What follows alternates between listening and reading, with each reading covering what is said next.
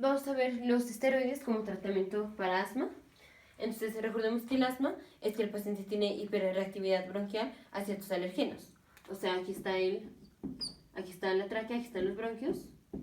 Y cuando el paciente se expone a ciertos alergenos, el músculo liso que está aquí alrededor de los bronquios se hace constricción y entonces el paciente va a tener una broncoconstricción, o sea, el calibre del bronquio va a disminuir. Entonces menos oxígeno va a pasar por el bronquio que está constreñido y entonces menos oxígeno llega a los alvéolos. Entonces el paciente tiene dificultad respiratoria.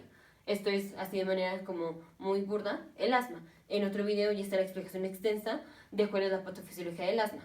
Entonces, ¿qué esteroides vamos a dar como tratamiento para asma? Va a ser budesonida o fluticasona.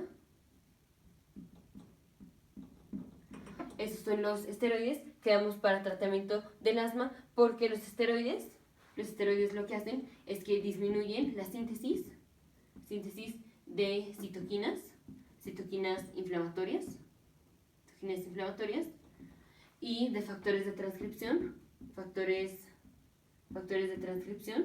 como es por ejemplo el NF-kappa beta.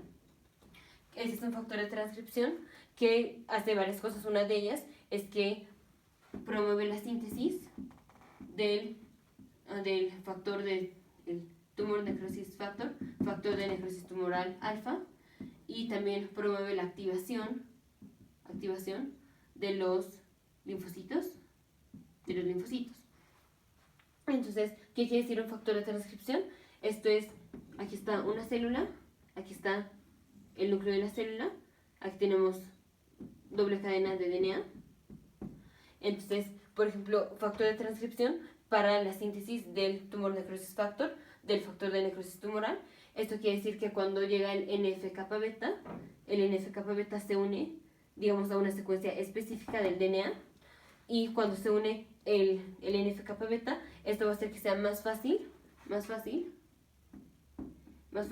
que llegue la RNA polimerasa,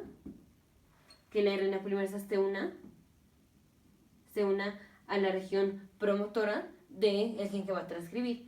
Entonces, digamos, aquí está la región promotora, y después de la región promotora está el gen que la RNA polimerasa va a leer y lo va a transcribir a RNA.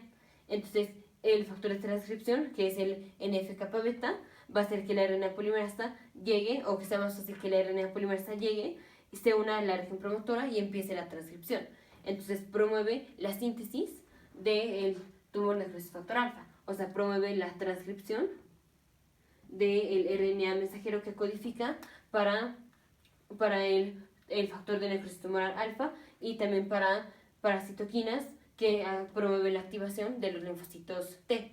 Entonces, al bloquear el factor de transcripción NF-kappa beta, tenemos disminución de la síntesis del factor de necrosis tumoral alfa y disminución de la activación de los linfocitos. Entonces, al tener disminución de las citoquinas y de los linfocitos T y del factor de necrosis tumoral alfa, el paciente tiene menos hiperreactividad bronquial, porque recordemos que el paciente, o una de las cosas que tiene el paciente con asma, es que no tiene infiltrados inflamatorios, pero tiene inflamación por los linfocitos T, y las interleucinas y las citoquinas y todo esto finalmente contribuyen a la hiperreactividad bronquial, a que se haga la broncoconstricción.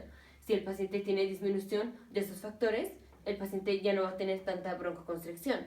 Entonces, por eso le damos los esteroides al paciente con asma.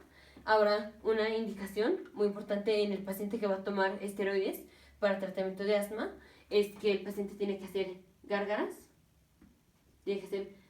Después de que toma el medicamento, porque ya sea con un espaciador o lo que sea, si el paciente toma el esteroide pues se va a quedar, o sea, como es un digamos, un gas, cuando se le pone de manera en un espaciador, se va a quedar pues ahí en la boca, y esto predispone a tener candidiasis oral.